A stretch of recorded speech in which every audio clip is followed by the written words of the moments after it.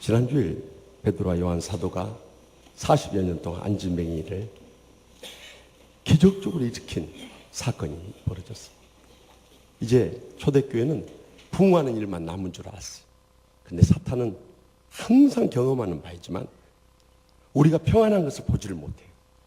우리가 평안할 때 여지없이 공격이 들어오는 게 사탄의 계략인 것입니다. 그래서 이 기적 후에 시험이 찾아온 거예요. 그런데 그들이 어떻게 이 시험을 이겨냈는가 하는 것을 보면서 우리가 3.1절 기념주의를 맞으면서 이 마지막 때 우리에게 수시로 닥쳐오는 이 시험을 어떻게 이겨낼 것인가, 주님의 음성을 함께 들을 수 있길 바랍니다. 먼저 본문 1절 말씀 다 함께 읽겠습니다. 사도들이 백성에 말할 때 제사장들과 성전 맡은 자 사두개인들이 이르러. 아멘.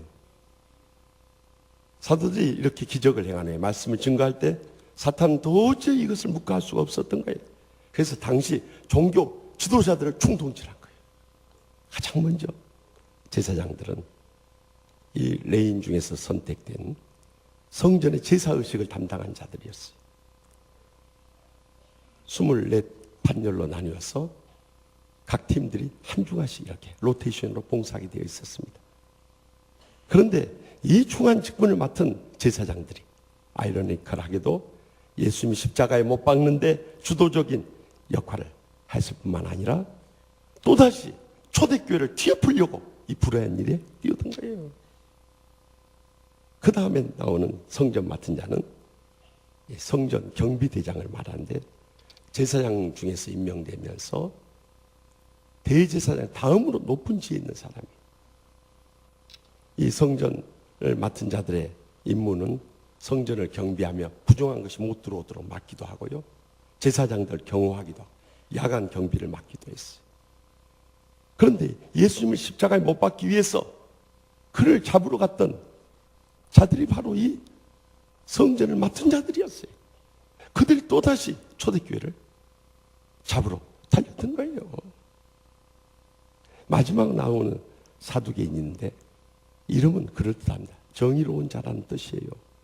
그러나 그 기원은 주전 260년 이후에 공예의장이었던 안티고누스 소코에서 온 것으로 추측됩니다마는 바리새인들이 이 서기관들이었다면 사두개인들은 제사장을 맡고 있었어요.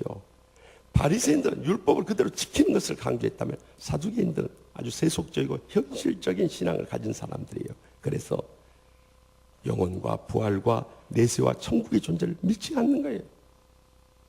그래서 그들이 이 초대교회를 뒤엎으려고 가담한 거예요. 여러분, 적어도 교회의 중한 직분자들이 되었다면 오히려 영적으로 더 깨어 있어야 돼요. 더 충만해야 돼요. 더 신앙생활 솔선수범한 모범을 보여야 할 사람들 아니에요. 그런데 영적으로 눈이 어두워지니까 자기 권위, 자기 기득권, 자기 이해관계, 자기 감정에 매여서 이런 사악한 일을 벌이게 된 거예요. 그것은 지난날 일제시대 때 똑같았어요.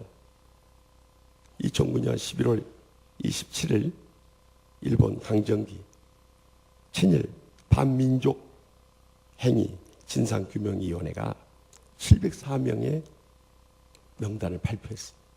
그런데 그 중에 우리 교계 지도자들이 16명이나 거기 들어가 있다는 사실이에요. 그러니까 일제시대 때 대다수의 목사, 장로, 권사, 집사들이 친일 부역도 하고요, 뿐만 아니라 조선 예수교 장로회 총회에서 임원들이 가서 신사참배를 앞장서서 하고요. 그러니까 고신파를 제외한 모든 이 땅에 교인들 전부 다 신사참배했던 거예요. 그나마 하나님께서 남은 그루터기를 이 땅에 남겨두셔서 독립선언문에 서명한 33인 중에 교회 목사님이 11분, 전도사님이 3분, 장로님이 1분, 평교인이 1분, 그래서 16분이나 절반수에 이를 정도로 조국의 독립을 앞장서서 희생했던 거예요. 독립운동가이며 민족사학자인 박은식 선생님이 쓴 한국 독립운동 지열사에 따르면 그때 당시 우리나라가 2천만 인구였는데 그 중에 10분의 1, 200만 명이 3.1운동에 참여한 거예요. 그래서 그 중에 7,509명이 사망하고요, 15,850명이 부상당하고요. 45,306명이 체포되고요. 불타고 흘린 민가가 715호, 학교가 2개소, 교회가 47개소나 되었어요. 여러분, 3.1운동 당시에는 우리 기독교인이 전체 인구의 1%밖에 안 되는데 막강한 영향력을, 이 나라 민족을 이끌어가는 선한 영향력을 발휘했던 거예요. 그 결과 비폭력, 무저항, 박해 신앙에 토대한 3.1운동으로 인해서 조국의 독립의 이 기화점이 됐고, 그래서 결국에는 이 나가사키와 히로시마의 원자폭탄 투하로 인해서 일본은 무너지고 만 거예요. 그런데 역사가 지난 지 얼마 안 됐다고 어떻게 그들이 2월 22일 다케시마의 날을 선포하고 독도가 자기들 땅이라고 우길 수 있냔 말이에요. 정광태 가수가 부른 독도는 우리 땅, 그 노래도 모르는 사람들이요. 그뿐만 아니라 지난 주간에는 과거에 위안부 강제 동원을 인정하고 사과한 고노 다마를 백지하기 위해서 검증하겠다 하니 국민들의 분노가 얼마나 들끓어 일어나고 있습니까? 그래서 얼마 전에 한 성도님이 카카오톡을 보냈는데요. 한국 사람, 일본 사람, 미국 사람이 아프리카 갔다가 이 시인종 부족에게 잡혀버렸어요. 그래서 곤장으로 두들겨 패서 이제 생명을 잃게 되면 잡아먹으려고 하는데요. 먼저 미국 사람을 이렇게 눕혀놓고 네 소원을 한번 이야기해봐라. 마지막 소원 들어주마. 그때 곤장 맞을 때 제 엉덩이 위에다가 방석 3개만 깔아주십시오. 그러더래요. 그래서 그걸 깔아준데 100대 맞는 순간에 정신을 잃어버리더라고요. 그 다음에 이제 일본 사람 눕혀놓으니까 일본 사람이 얼마나 머리가 잘 돌아가는지요. 내 등 위에다가 침대 매트리스 3개만 깔아주십시오. 그러니까 그 침대 매트리스가 얼마나 두껍던지요. 맞아도 막 밑에서 킥킥거리면서 웃고 장난치고 있는 거예요. 그 다음에 마지막으로 한국 사람 눕혀놓고 네 소원이 뭐냐 말해봐라. 저 일본 놈 내 등 위에다 엎어주십시오. 그날 그 일본 놈 어떻게 됐는지 모르겠어요. 여러분, 지난날 우리의 선조들은 하나님이 주신 지혜와 영성으로 이 3.1운동을 일으켜서 조국의 강국과 번영을 가져온 거예요. 그렇다면 이 번영된 조국을 이어받은 우리가 마지막 때 어떤 신앙으로 살아야 되느냐. 사탄은 우는 사자같이 산길 잘 찾으면서 언제든지 목사, 장로, 권사, 집사들을 막 채가 쓰러뜨리고 하나님의 교회를 어지럽히고 하나님의 이 복음의 사역을 뒤엎어버리려고 하는데 어떻게 하느냐 말이에요. 많은데 자신은 믿음으로 산다고 하고 하나님의 의를 내세운다 하고 주님의 교회를 위해서 한다 하면서도 결국 하나님의 교회 어지럽히고 주님의 영광 다 가려버리고 사탄의 도구로 전락한 직분자들이 이 땅에 얼마나 많냐면, 그렇기 때문에 우리는 에베소 6장 11절과 17절에 18절 말씀을 결코 잊어서는 안 돼요. 바로 여기에 영적 싸움의 승리의 비결이 담겨져 있기 때문에 다 같이 읽읍시다. 마귀의 관계를 능히 대적하게 하여 하나님의 전신갑주를 입으라. 성령의 검 곧 하나님의 말씀을 가지라. 모든 기도와 간구를 하되 항상 성령 안에서 기도하고 이를 위하여 깨우고 하기를 항상 있으며 여러 성도를 위하여 구하라. 아멘. 우리가 성전에 서든지 골방에 서든지 세상에 나가서 일할 때도 항상 매일의 삶 가운데 말씀과 기도로 시작할 수 있길 바랍니다. 영적 싸움의 공격용 무기는 하나님의 전신갑주도 있지만요, 그 중에 강력한 무기는 하나님의 말씀과 기도줄인 것입니다. 그렇기 때문에 적어도 우리가 직분자라면 매일의 삶 가운데 새벽 제탄을 쌓든지 교회에 나올 형편이 안 되면 가정의 골방에서라도 하나님 말씀 통해서 주의 음성 듣고 영적인 분별력을 가지고 이 환난 많은 세상을 승리할 수 있도록 성령의 능력을 구하는 기도를 계속 드려줄 수 있길 바랍니다. 그럴 때 우리는 사탄 분별력이 생기는 것입니다. 아, 사탄이 우리 가정에 이렇게 역사하거나 우리 직장에 이렇게 역사하거나 우리 교회에 이렇게 역사하거나 하는 것은 눈으로 다 보이는 거예요. 그때 우리는 하나님의 능력에 임해서 능히 물리쳐야 하는 것입니다. 우리 직분자들 먼저 날마다 말씀과 기도로 성령 충만해지게 영적 분별력을 가지고 말세 지금 사탄이 한국교회를 무너뜨리기 위해서 맹렬하게 역사하는 사탄의 관계를 물리치고 기적 후의 시험을 능히 이겨낼 줄 확실히 믿으시기 바랍니다. 계속해서 본문 2절 말씀 다 같이 읽겠습니다. 예수 안에 죽은 자의 부활이 있다고 백성을 가르치고 전함을 싫어하여. 아멘. 당시 종교 지도자들이 이 사도들 잡아 가둔 이유는요, 크게 세 가지. 본문에 나와 있던 말이, 첫째는 자기들이 영적으로 믿지 않는 예수님의 부활을 증거하는 것이 싫었고요. 두 번째는 이 사도들이 자신들의 행정 구역인 성전 지역에 와서 백성들을 가르치는 게 아주 미웠고요. 세 번째는, 아니 저 무식한 놈들 뭐가 좋다고 은혜 받다고 초들을 따라서 막 몰려드냐 이 말이에요. 그 시기하고 질투하는 마음이 생겼던 것입니다. 참 놀라운 것은 복음서에서 예수님의 이 메시아 예언의 성취가 아니라고 대적했던 자들이 율법을 너무나 잘한다는 바리새인들인데, 이제 사도들이 예수님의 부활에 대해서 증거하니까 그것을 대적하고 있는 자들이 부활을 믿지 않는 사두개인들이었다. 둘 다 복음을 바로 알지 못하니까 주님이나 사도들을 그토록 핍박하고 배척했던 거예요. 그럼에도 불구하고 이 사도들은 복음을 기쁘게 전함으로 놀라운 능력의 역사를 일으킬 수 있었던 것입니다. 과거의 일제시대 때 일본은 고유의 신도주의에 입각해서 일본 천황을 숭배했어요. 그래서 우리 조선 사람들 모두 다 신사참배를 하게 된 거예요. 그러나 거기에 목숨을 걸고 반대하면서 나섰던 사람이 우리가 잘 아는 주기철 목사님, 손양호 목사님, 박관준 장로님, 안희숙 사모님, 이런 분들이 영적으로 살아서 이 민족의 복음의 해프를 계속 끊이지 않고 이어갈 수 있게 했던 거예요. 특별히 주기철 목사님은 1938년 제27회 조선예수교 장로의 총회에서 신사참배를 공식으로 결의했을 때 극력 반대운동에 일어난 거예요. 그래서 일제 끌려가지고 10년형을 선고받고 우리 총회에서까지도 목사 면직을 당했어요. 세상에 하나님의 의를 내세운 사람 목사 면직을 시키는 그런 총회가 어디 있습니까? 그래서 투옥대 시절에 마지막으로 1940년 2월 섬기시던 평양 산정인교회에서 5가지 종목의 나의 기원이라 하는 마지막 설교를 했어요. 그 설교 요약해서 말씀드리면, 첫 번째 기원은 죽음의 권세를 이기게 하여 주시옵소서.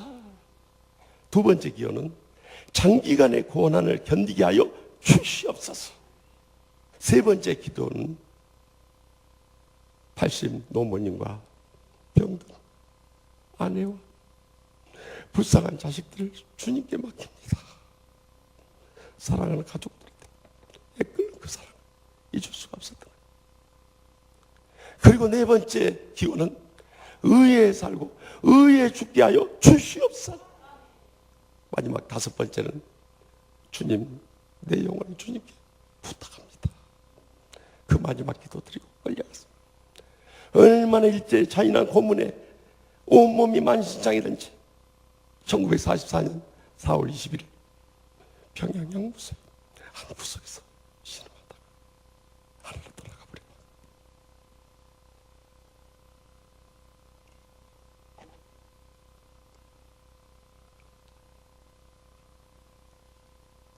여러분, 이런 순교자의 피가 뿌려졌기 때문에 한국 교회가 살아가지고 전 세계 기독교 역사에 그 유래를 찾아볼 수 있는 부흥을 일으켰는데, 우리가 그 복음을 이어가지 못한다면 이 나라 민족의 장래가 어떻게 되겠냐? 우리도 그 복음으로 살아야 돼. 그 복음 증거해야 돼. 그 복음을 위해서 죽을 수 있는 믿음을 가져야 한다는 거예요. 그런데 우리가 얼마나 그 복음에 살고 그 복음 증거하면서 그 복음에 죽는 삶을 살고 있느냐는 거예요. 한 남편 집사님이 아내 집사님 물었어요. 여보, 왜 부활하신 예수님이 그 사랑하는 제자들에게 먼저 나타나지 않고 이름도 없는 여인들 앞에 먼저 나타난 줄 알아? 그랬더니 부인 집사님 대뜸한 말, 여자들이 믿음이 좋고 끝까지 무덤 지키고 또 돌아가신 다음에도 그 무덤 열심히 찾아왔으니까 그렇죠.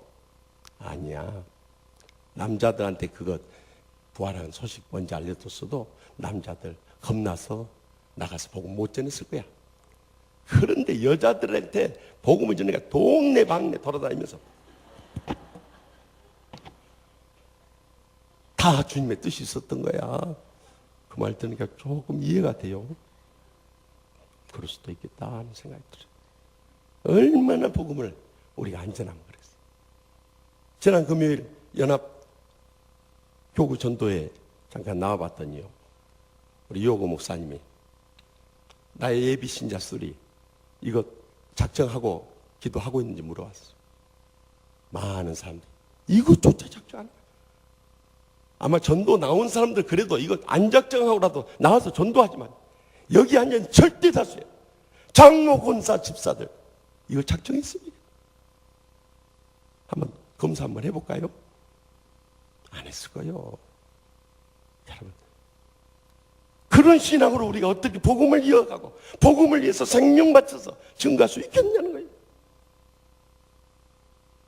제가 오늘 완전히 목소리가 잠겨서 여러분 듣기 불편하다고 생각합니다.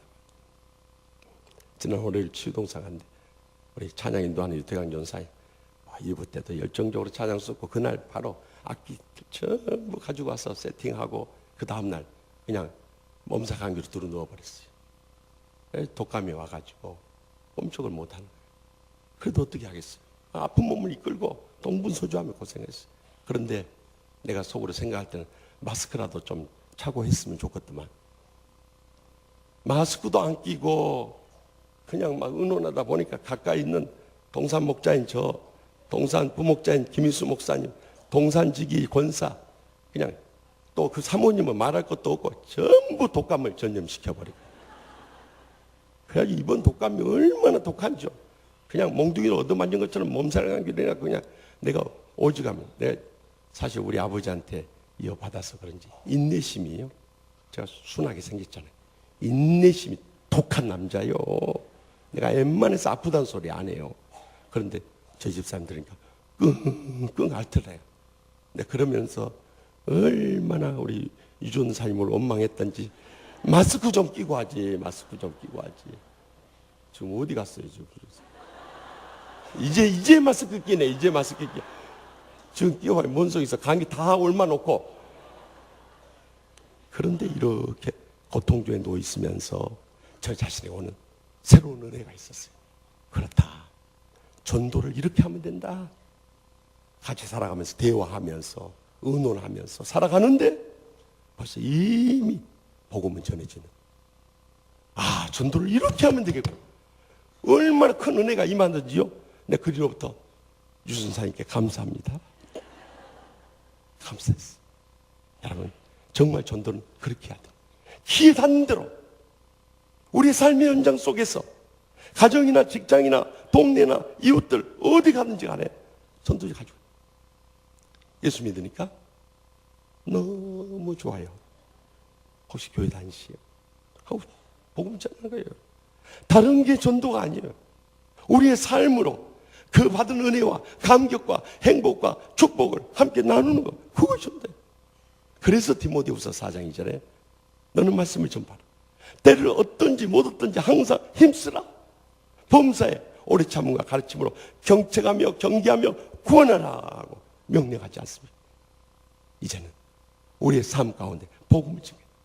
지난날 순교자들이 피를 뿌리면서 이 땅에 전해준 그 복음을 우리가 기쁨으로 삶 가운데 전하게 될 때 어떤 사탄의 시험이 닥쳐온다 할지라도 우리는 그 복음으로 능력으로 말미암아 능히 이겨내게 될 줄 확실히 믿습니다.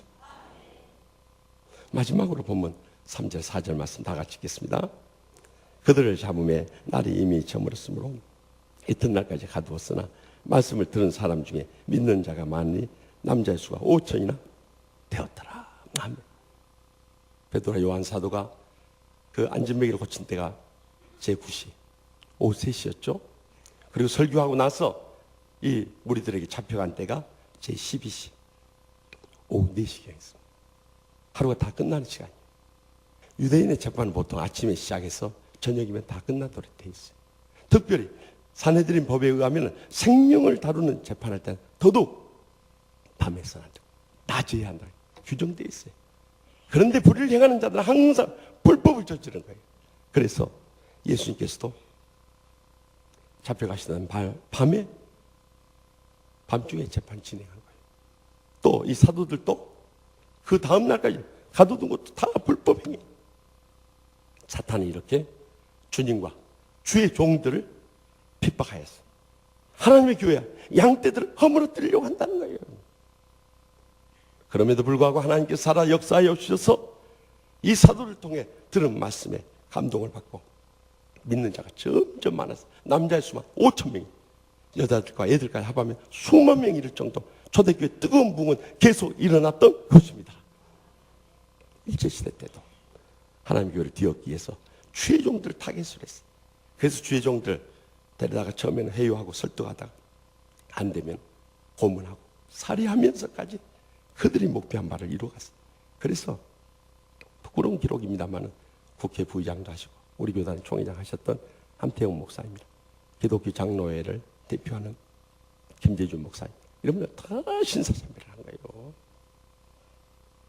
더 충격적이었던 것은 지난 1992년 4월 29일 베를린에서 종교의 노벨상이라 불리우는 템플턴상을 수상한 한경진 목사님께서 그의 6월 18일 63 빌딩에서 우리 한국교회가 템플턴상 수상 감사 예배를 드릴 때 한 목사님 나오셔서 눈물의 고백을 하셨어요.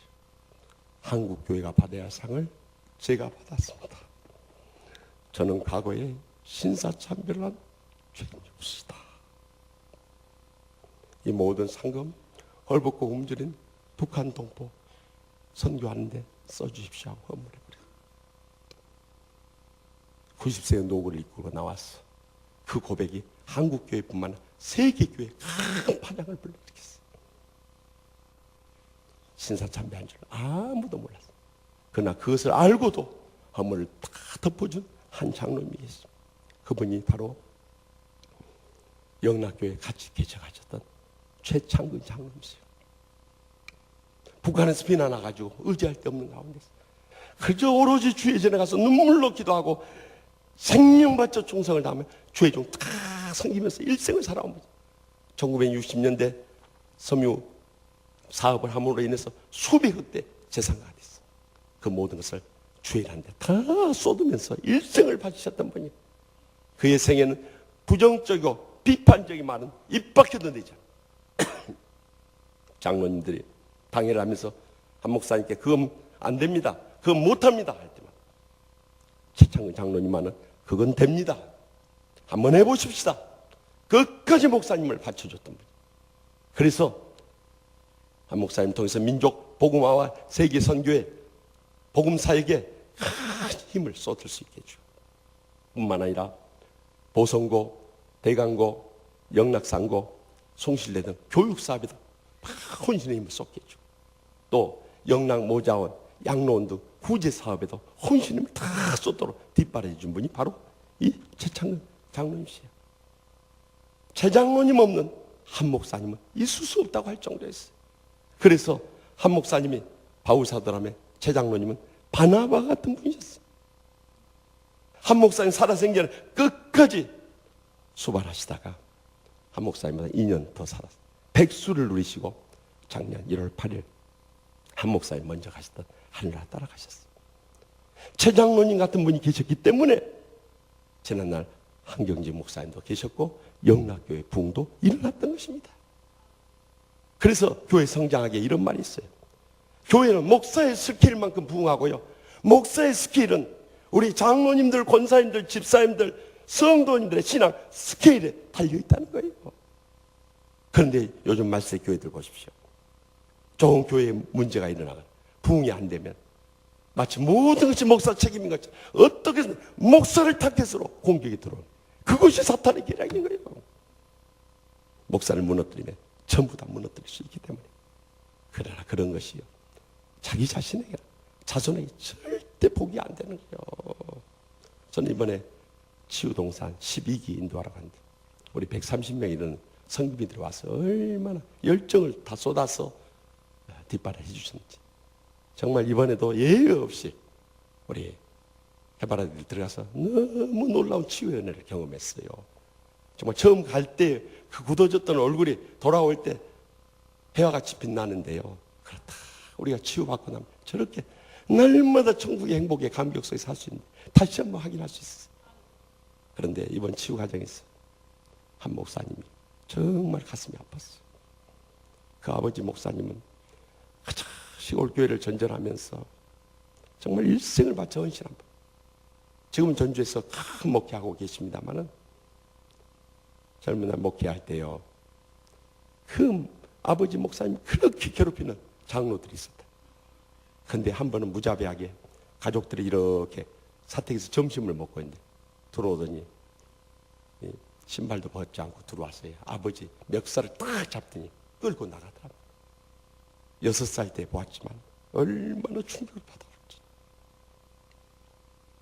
그리고 교회 주위를 팍 끌고 다니면서 동네 사람들한테 수모와 그 모멸감을 느끼게 해주는 거예요. 그래야 이제 짐 싸고 떠날 거라 이거예요. 근데 목사님 말없이 그대로 당하시더라고요. 결국 하나님께서 손을 드셔서 얼마 되지 않아서 그 장로 급사해버렸어요. 그 자식들 다 망해버렸어요. 하나님이 그렇게 심판하셨지만 이 자식의 마음속에는 아버지가 그 고통당하는 모습이 30년의 세월이 지났지만 잊히지 않아. 그 장로님을 용서한다고 그렇게 말한다. 용서를 못하는 거예요. 하나님이 원수를 갚아준다 했는데 왜 용서 못한다? 나중에 그 상처의 감정을 다 내어놓고 그 원수 같은 장로 불쌍히 여기면서 마음속에 놀라운 치유의 경험을 하게 되었습니다만, 여러분 절대 주의 종들 함부로 돼서는 안 되는 것입니다. 저한테는 뭐 고소를 하든지 뭘 하든지 다 하십시오. 지금까지 시행 2건 당했으면 됐지 뭐 더 이상 당할 게 뭐가 있겠어요. 그러나 다른 주의 종들 하지 마십시오. 그래서 주님께서는 히브리서 13장 17절에 이렇게 말씀하십니다. 너희를 인도하는 자들에게 순종하고 복종하라. 다시 말하면 우리가 기쁨으로 순종하면 좋지만 마음에 안 느끼면 억지로라도 복종하라는 거예요. 그들은 너희 영혼을 위하여 경성하기를 자신이 청산할 자인 것 같이 하느니라. 그들로 하여금 즐거움으로 이것을 하게 하고 근심으로 하게 하지 말라. 그렇지 않으면 너에게 유익이 없느니라. 믿으십니까? 이제는 여러분도 자식을 키워서 아시겠지만 자식들한테 가장 좋은 거 주고 싶은 것이 부모의 심정. 목사도 마찬가지입니다. 어떻게 하면 우리 양떼, 우리 교회 하나님을 대신해서 모든 은혜와 축복과 행복을 부어주시며 저들이 마지막 때 사명 감당 하나님 아버지께 영광 돌리도록 하는 것이 그것이 우리 생의 목표가 되어야 되는 것입니다. 우리가 지난날 그 어려움을 대항했을 때도 여러분들이 저를 신뢰해주고 우리가 합심합력했기 때문에 우리는 모든 시험 이겨내고 이렇게 새 성전 짓고 이렇게 감격스러운 행복한 교회를 이루게 된 것입니다. 그러므로 앞으로 또 어떤 시험이 닥쳐온다 할지라도 주의 종들과 우리 귀하신 장로님, 권사님, 집사님 똘똘 뭉쳐있을 때 우리는 사탄을 능히 물리치고 승리하며 영광 돌리게 됐죠. 확실히 믿으시기 바랍니다. 우리 한국교회가 세계 선교 역사상 그 유래를 찾기 어려운 부흥을 이룬 반면에 사탄은 계속해서 한국교회를 무너뜨리려고 역사했어요. 이번에도요. 진천중앙교회가 이집트 이스라엘 성주순례 갔다가 폭탄 테러에서 4분이 세상을 떠난 사건이 있어요. 폭탄이 얼마나 위력이 있던지요. 뭐 안면, 옆면, 유리, 지붕 다 날아가고 자체 다 휘어져 버리고 그리고 40m 밖에 호텔 단가에 다 무너져 버린 거예요.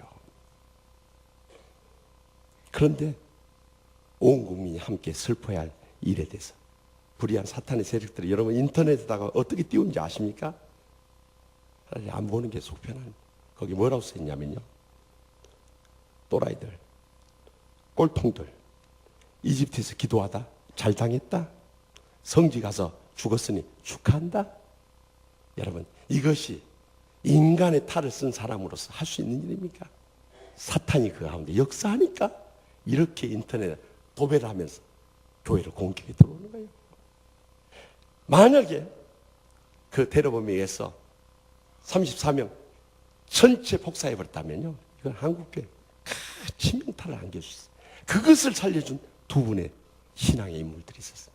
한 분은 그곳에 24년째 이집트 가이드라는 제진수 집사님이셨어요.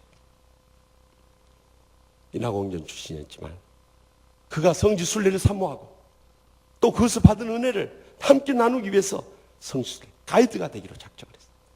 그래서 평소에 읽지 않았던 성경부터 시작해서 또 여러 가지 자료집들 그리고 영어까지 통독하면서 막 익혀나갔다. 24년 동안 사랑하는 부인 권사님과 또 귀여운 두 따님 머리하고 그곳에 가서 가보신 분들 알겠지만 얼마나 오지에 덥고 힘들어요. 그곳에 가서 고생하면서도 지금까지 사명 감당했어요. 그런데 이제 이스라엘 국경을 앞두고 잠시 차가 정차했는데 폭탄을 두는 테러리스트가 들어오는 거예요. 만약에 그때 놔뒀으면요, 안에 들어와서 터졌으면 다 복사했습니다. 그때 온몸으로 밀치고 막아낸 거예요. 그 순간 이 테러범이 그 버스 안에서 밀리면서 폭탄을 터뜨려버린 거예요. 자기 자신은 더 이상 사랑하는 아내와 그 보고 싶은 두 딸을 볼 수 없지만 내 생명 바쳐서라도 저들을 지켜야 한다. 사명감에 불타서 온몸으로 막았던 거예요. 또 한 분은요, 가이드 보조하고 있던 김진규 목사님이셨어요. 그분은 그곳에 선교사로 헌신하고 가서 선교훈련 들어가기 전에 잠시 시간이 있어서 그곳에서 현지 가이드 일을 하다가 뜻하지 않은 그 희생을 당하게 된 거예요. 그 부모님이 저기 흑석동에 있는 조그만 교회 관리 집사네요. 여러분, 교회를 하기가 얼마나 힘든지 몰라요. 왜냐하면 죄인들이 모인 곳이라 각가지 불평, 원망, 사탄의 역사 속에서 문제들이 많이 터져나와요. 그런데 그것을 앞장서서 일해 나간다는 것이 결코 쉬운 일 아니에요. 그런데 말 없이, 이름도 없이, 빚도 없이 충성을 다해 섬겼어요. 결국 세 아들이 목사가 됐어요. 다 목사가 됐는데 그 중에 막내가 이번에 선교사 지원해서 그곳에 갔다가 화를 당한 거예요. 그것도 그 폭탄이 터지려는 순간 일어나서 그 파편을 온몸으로 막아낸 거예요. 그래서 30명의 생명을 살려낸 살신성인의 두 분이었어요. 그런데 놀라운 것은 그가 살아 생전에 늘 하던 말, 나는 주님의 말씀 전하다가 순교하는 것이 평생의 소원입니다. 그 순교의 신앙을 가지고 있었기에 그것이 가능했던 거예요. 그가 세상 떠난 다음에 그의 SNS에는 이렇게 기록되어 있었어요. 마태복음 24장 14절 말씀을 이용해서 이 천국복음이 모든 민족이 증언되기 위해서 온 세상에 전파되니 그제야 끝이 오리라. 주님이 오실 그날을 위해 내 생명을 바치겠나이다. 주님의 그 영광의 날에 함께 참여할 수 있도록 허락해 주옵소서. 그 기도 제목이 거기에 남겨져 있었던 거예요. 여러분, 장렬히 순교하며 떠나간 사람은 하늘의 상과 멸류가 있지만 이 땅에 남아있는 부모님의 가슴은 얼마나 아프고 눈물 나겠습니까? 그러나 이런 희생이 있었기 때문에 남은 30명을 살려낼 수 있었다. 사랑하는 성도 여러분, 앞으로 우리가 일생 살아갈 때 우리의 가정이나 직장이나 교회, 이 나라 민족 가운데 어떤 마귀 세력의 시험이 닥쳐온다 할지라도 우리 직분자들이 먼저 깨어있고요, 복음을 증가하며 그 능력에 사로잡혀 있고요, 죄종들과 합심해서 뭉쳐있으면 우리 능히 어떤 시험도 이겨내고 마지막 때 사명 감당하며 하나님과의 영광들 복된 성도들과 죄종들의 여생이 될 줄 확실히 믿습니다.